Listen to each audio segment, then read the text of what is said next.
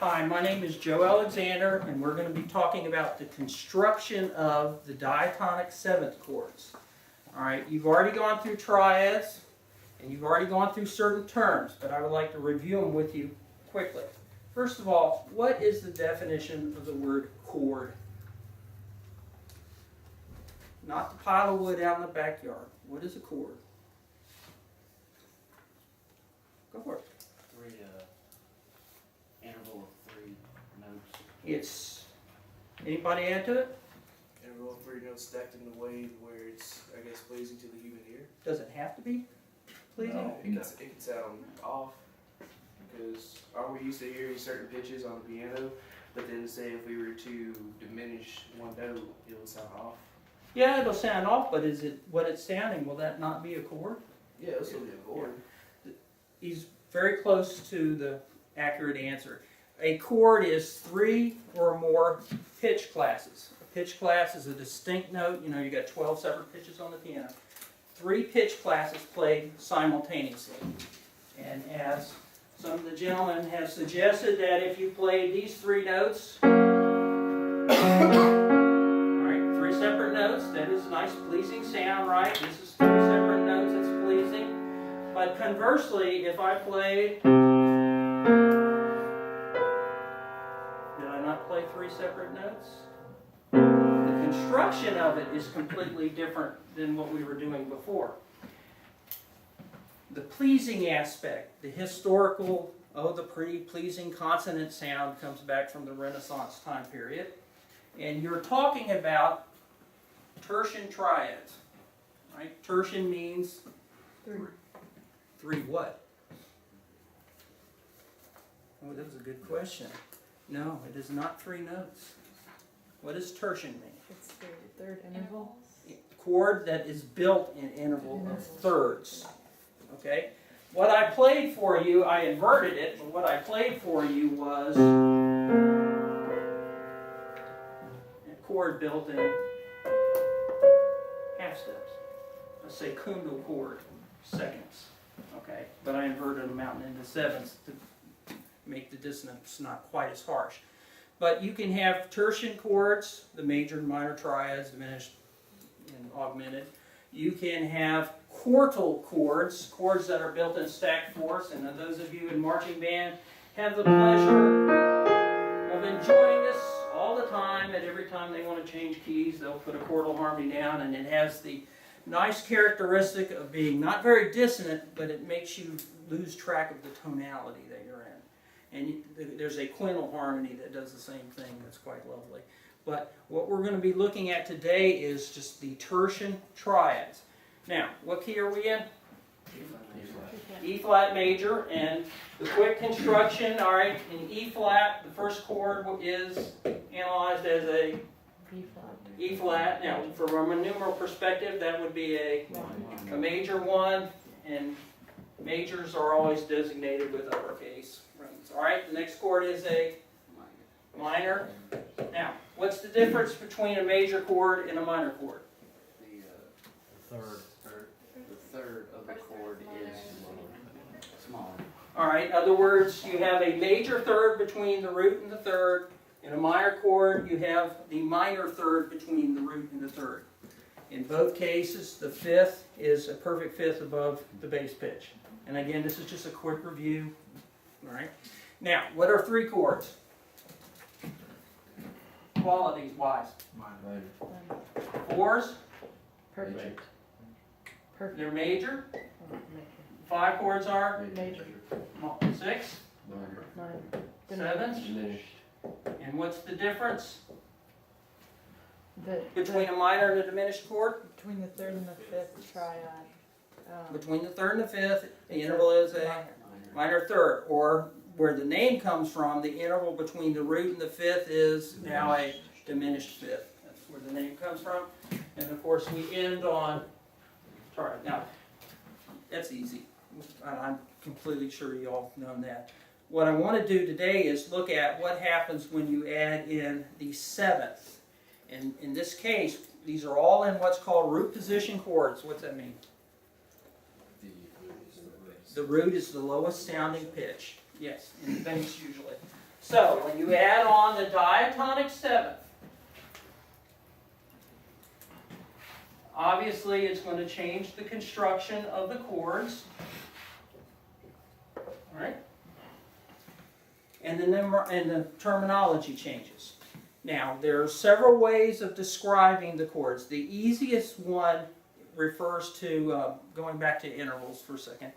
When you have an interval, a perfect fourth, a major third, you have a quality and you have a quantity. The quantity is designating the actual number size.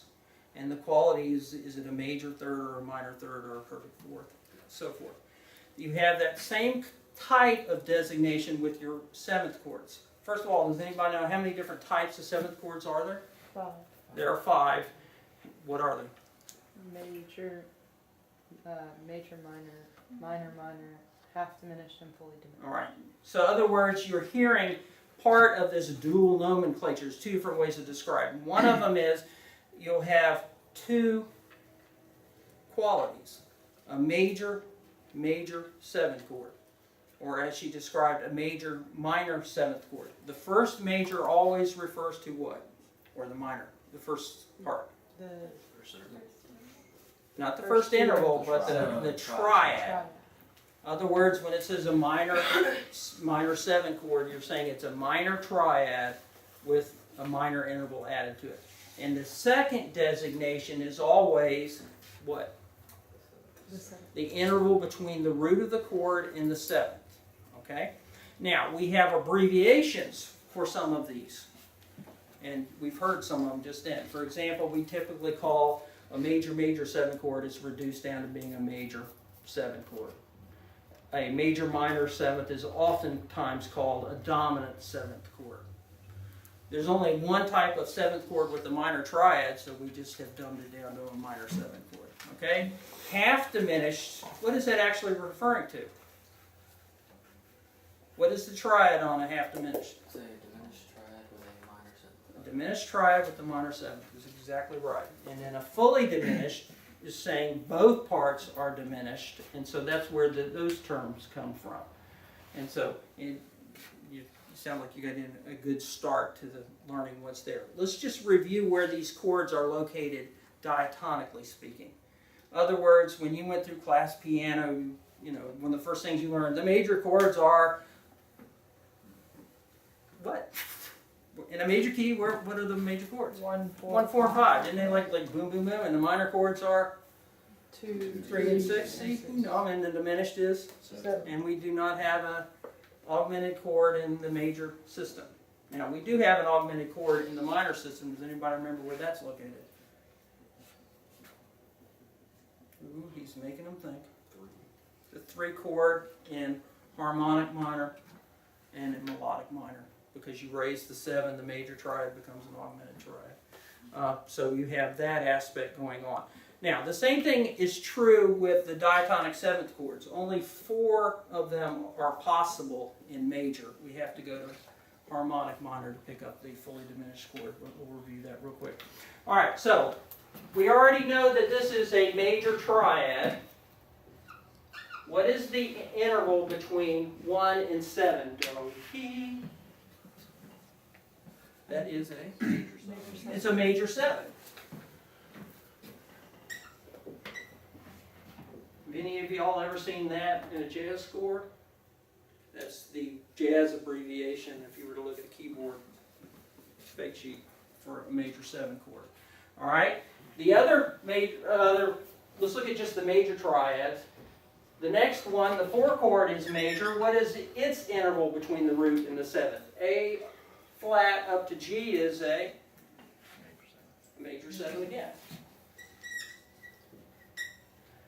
The next one, on the dominant scale degree, the triad, of course, is major, and B flat up to A flat is a minor 7. Hence, not only is it the dominant 7th chord, but when you find it in other contexts, it's oftentimes described as a dominant 7th chord quality, but it's the major minor 7. And this is the reason, one of the reasons why in minor you raise the leading tone is to create this specific chord, the 5/7. All right, when we look at the 2 chord, F, A flat, C, we have the minor. Minor. Just for ease, because I have sloppy handwriting, major intervals are always uppercase, minor is always lowercase, so that it doesn't matter how sloppy it is, you can tell the difference between the two. F up to E flat is a Minor. minor 7. G minor chord, G to F is a, Minor 7. and the last one 6, C, E flat, G is minor, and when we throw in the B flat, it becomes a minor 7th again. All right, the last one. We already know that it's a diminished triad, right? D, F, A flat. D up to C is what interval? A minor It's 7. minor 7. Very good. So hence the term half diminished, because half of it is diminished as opposed to both parts. And what is the symbol used to designate? Circle with a slash. Excellent. So when you start writing out Roman numerals with chords, do you put a 7 with the circle and a slash? No, it's redundant, because the slash is only possible with the half diminished, so you don't put the 7 with it. Now, with a fully diminished chord, what is the designation of a fully diminished? Circle with a, it has to have the 7. Why? Because there's a diminished It bit. could just be diminished If it's a plain old circle, that's referring to a triad. The 7th is telling you that it's a fully diminished 7th. Okay. Any questions on any of this? All right, y'all seem to have a good grasping of what's there. The chord that is not present is the half diminished chord. In other words, the 7th has been lowered from a minor 7 to make it a diminished 7. And this is only possible in harmonic minor. And why do I say harmonic minor? D is the leading tone to what pitch? A half step above D is, thank you. And we're in minor, so E flat. What's the key of E flat minor? What is the key? Not the chord. What is the key signature? It's called, how many flats? 3. That's major. We're in minor. E flat minor has the key. 5 flat. Not today. 6. 6 flats. Thank you. So E flat, G flat, B flat. Scale degree 1, 3, 5, right? C flat is the lowered 6th, the natural lowered 6th scale degree. You have to have that. That's where it comes from, where that diminished 7 comes from the leading tone. And if we're actually in minor, now remember I didn't start with key signature, but if I was with the key signature, I would have to raise the leading tone to get it working there. So, any questions? All right, thank you very much. Get the camera.